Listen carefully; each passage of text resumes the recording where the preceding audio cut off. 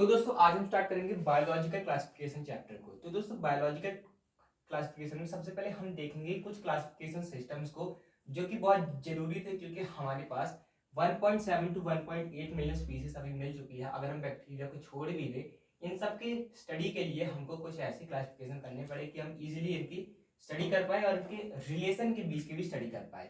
सबसे पहले दोस्तों हमारे पास आए एरिस्टोटल, और इनको दोस्तों फादर ऑफ बायोलॉजी भी कहते हैं। इन्होंने क्या किया, सबसे पहले एक अटेम्प्ट किया क्लासिफाई करने का एनिमल्स को और प्लांट्स को।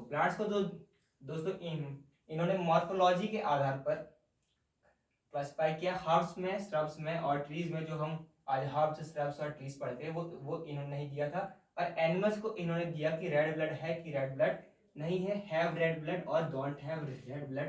तो आपको ये ध्यान में रखना है कि पहले सबसे पहले अटेम्प्ट किसने किया, एरिस्टोटल जी ने किया। इसके बाद क्या हुआ दोस्तों, जो हमारे कार्लस लिनियस जिन्होंने बाइनोमियल नॉमेनक्लेचर भी दिया था, उनके टाइम पे आया एक टू किंगडम क्लासिफिकेशन। उन्होंने इन प्लांट्स और एनिमल्स को दो किंगडम में डिवाइड कर दिया, प्लांटे और एनिमेलिया। ये दोस्तों कांस्टेंट रहे, जो बाद में भी जो क्लासिफिकेशन आए उनमें ये जो किंगडम है वो आपकी कांस्टेंट रहे। तो दोस्तों इन्होंने क्लासिफाई कर दिया, लेकिन इनमें दोस्तों कुछ इम्प्लीकेशंस थे, क्योंकि दोस्तों ये जो क्लासिफिकेशन है इन्होंने बहुत ब्रॉड लेवल पे कर दिया। इन्होंने मॉर्फोलॉजी के आधार पर बहुत सारे ब्रॉड लेवल पे मैं क्लासिफाई कर दिया, जिसमें इम्प्लीकेशंस दोस्तों बहुत सारी थी। क्योंकि दोस्तों इन्होंने इनके बीच में डिस्टिंग्विश नहीं किया, यानी कि इनको एक साथ ही रख दिया, यूकैरियोट्स को और प्रोकैरियोट्स को, यानी कि बैक्टीरिया को आपने बाकी ऑर्गेनिजम्स के साथ रख दिया, जबकि इनमें बहुत ज्यादा डिफरेंसेस हैं। यूनिसेलुलर ऑर्गेनिजम्स को और मल्टी सेलुलर ऑर्गेनिजम्स को साथ में रख दिया, तो ये भी बहुत बड़ी प्रॉब्लम हो गई। फोटोसिंथेटिक, जैसे कि दोस्तों आपके जो एल्गे हैं और जो आपकी जो फंजाई हैं, उन दोनों को ही आपको प्लांट्स में रखना पड़ा, क्योंकि आपके पास दो ही किंगडम थे। तो आपने क्या किया, इनके बीच में डिस्टिंग्विश नहीं किया, तो ये इम्प्लीकेशंस हो गई। इसके बाद दोस्तों कुछ जो थे वो किसी भी कैटेगरी में फॉल नहीं कर रहे थे, जैसे कि जो आपके हेटेरोट्रॉफिक बैक्टीरिया, उनको आप इनमें कहाँ रखेंगे, प्लांट्स में रखेंगे कि एनिमल्स में रखेंगे। ऐसे ही कुछ प्रोटिस्टस जो कि कभी फोटोसिंथेसिस करते हैं, कुछ फोटोसिंथेसिस नहीं करते कभी कभी। तो आप कैसे उनको उनको क्लासिफाई करेंगे, तो ये किसी भी कैटेगरी में नहीं आ रहे थे। और इसके बाद दोस्तों एक और प्रॉब्लम थी कि इन्होंने सिर्फ मॉर्फोलॉजी को एक बेसिस बनाया था कि ये प्लांट है और एनिमल है। इन्होंने सेल स्ट्रक्चर और जो सिस्टमैटिक जो हम पढ़ते हैं कि इवोल्यूशनरी रिलेशनशिप्स, इन सब को बिल्कुल भी मद्देनजर नहीं रखा, और एक साइंटिफिक बेसिस दोस्तों इनके क्लासिफिकेशन में नहीं थी, सिर्फ मॉर्फोलॉजी के ऊपर था, उतनी अच्छी साइंटिफिक बेसिस नहीं थी। तो इतना आप नोट कर लीजिए। इसके बाद हम चलते हैं आर.एच. विटेकर साहब जो थे, उन्होंने 5 किंगडम क्लासिफिकेशन जो दिया उसके ऊपर चलते हैं, जो कि बहुत इंपॉर्टेंट है।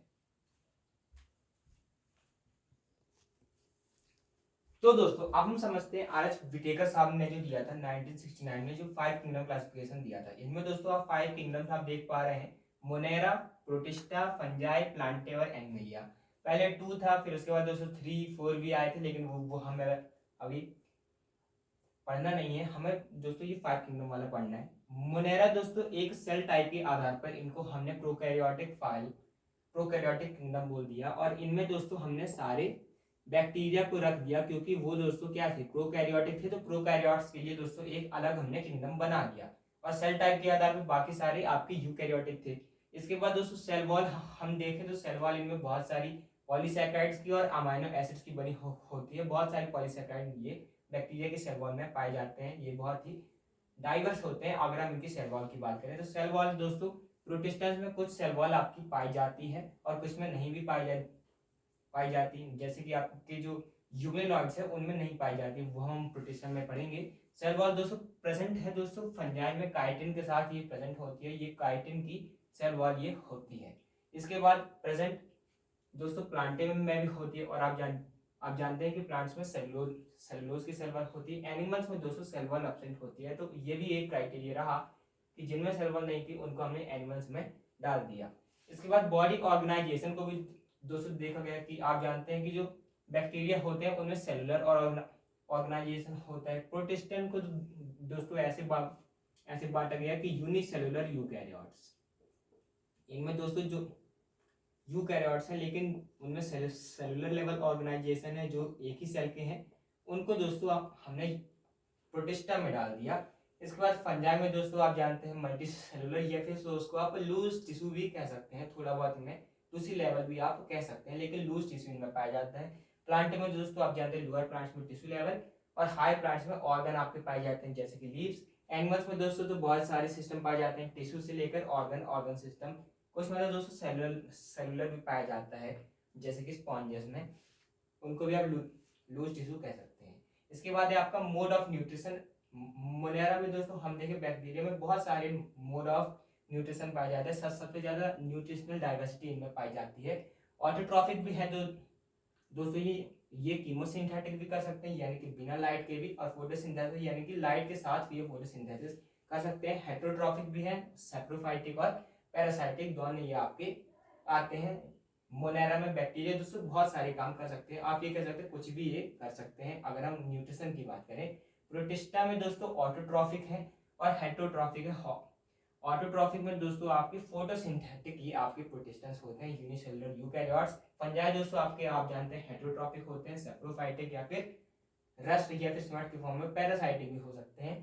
प्लांट्स दोस्तों आप जानते हैं ऑटोट्रॉफिक होते हैं, खुद का खाना खुद बनाते हैं, और ये फोटोसिंथेटिक होते हैं। एनिमल्स में दोस्तों आप जानते हैं फोटोसिंथेटिक तो कोई नहीं है, सब हेटेरोट्रॉफिक हैं और उसमें होलोजोइक हैं, यानी कि लिविंग ऑर्गेनिजम्स को फील करते हैं, और सैप्रोफाइटिक यानी कि डेड डिकेइंग मैटर पे फील करते हैं। तो ये था आपका 5 किंगडम क्लासिफिकेशन जो कि आर.एस. विटेकर साहब ने दिया था। अब हम देखेंगे कि क्या क्या आपके जो इश्यूज थे और कंसिडरेशंस थे जिन्होंने इस क्लासिफिकेशन को इन्फ्लुएंस किया।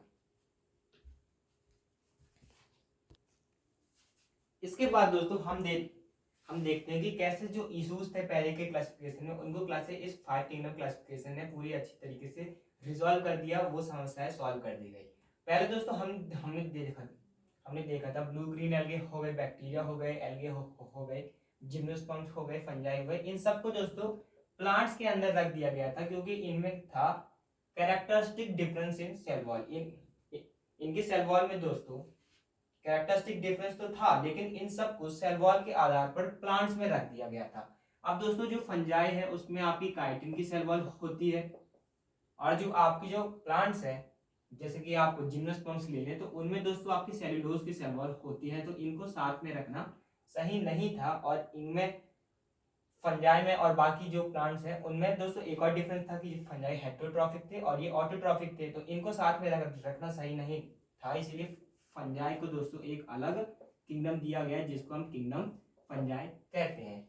इसके बाद दोस्तों क्या हुआ, जो यूनिसेलुलर ऑर्गेनिजम्स थे उनको पहले रख दिया गया था मल्टी सेलुलर ऑर्गेनिजम्स के साथ, जैसे दोस्तों जो क्लामाइडोमोनास है और जो क्लोरेला है, ये तो जो दोस्तों आपके ऑर्गेनिजम्स हैं ये जो है इनमें दोस्तों एक ही सेल होता है, ये यूनिसेलुलर है। और जो आपकी जैसे कि आपका जो स्पाइरोगायरा है, वॉलवॉक्स है, इनमें दोस्तों बहुत सारे सेल्स होते हैं, ये आपके मल्टी सेलुलर एल्गे होते हैं। तो इन दोनों को दोस्तों साथ में रख दिया गया था, तो ये भी एक समस्या थी। लेकिन दोस्तों जब ये 5 किंगडम क्लासिफिकेशन आया तो इन दोनों को दोस्तों यूनिसेलुलर यूकैरियोट्स वाले किंगडम में रख दिया गया, जिसको हम दोस्तों कहते हैं प्रोटिस्टा। ऐसी प्रॉब्लम दोस्तों एनिमल्स के केस में भी थी कि जो अमीबा है और जो पैरामीशियम है, आप इनको तो जानते ही होंगे, ये जो है दोस्तों इनमें सेल वॉल नहीं थी, इसलिए इनको एनिमल्स के अंदर रख दिया गया था। लेकिन ये भी यूनिसेलुलर थे और ये आपके जो बाकी एनिमल्स है वो आपके मल्टी सेलुलर थे, तो ये भी एक समस्या हो रही थी। इसको भी दोस्तों सॉल्व कर दिया गया था कि ये जो यूनिसेलुलर यूकैरियोट्स हैं इनको भी दोस्तों प्रोटोजोन्स के अंदर प्रोटिस्टा में रख दिया गया था। तो ये था दोस्तों 5 किंगडम क्लासिफिकेशन। एक आपका 6 किंगडम क्लासिफिकेशन भी आया है कि आपने मोनेरा को दोस्तों 2 डोमेन्स में बांट दिया, मोनेरा को दोस्तों आपने 2 डोमेन्स में बांट दिया, और जो बाकी जो है उनको यूकैरियोटिक जो है उनको एक और डोमेन में बांट दिया। तो एक 6 किंगडम क्लासिफिकेशन भी आपका एक पोस्ट किया गया है, लेकिन उसको भी अभी हमें नहीं पढ़ना है, वो आप हायर क्लासेस में पढ़ेंगे। तो ये था दोस्तों R S. Whittaker classification system, 5 kingdom classification system. आज हमने पढ़ा क्लासिफिकेशन सिस्टम्स के बारे में कि कैसे 2 किंगडम से लेकर 5 किंगडम तक हम क्लासिफाई करके आए। इसके बाद हम पढ़ेंगे बैक्टीरिया के बारे में। तब तक के थैंक्स फॉर वॉचिंग। अगर आपको और भी वीडियोस देखने हैं तो आप नीचे की प्लेलिस्ट से से देख सकते हैं लिविंग अर्थ, और चैनल पे आप जाके तो देख ही सकते हैं। डेली एमसीक्यूज के लिए दोस्तों आप हमारे कम्युनिटी पोस्ट को विजिट कर सकते हैं। Thanks for watching, keep running.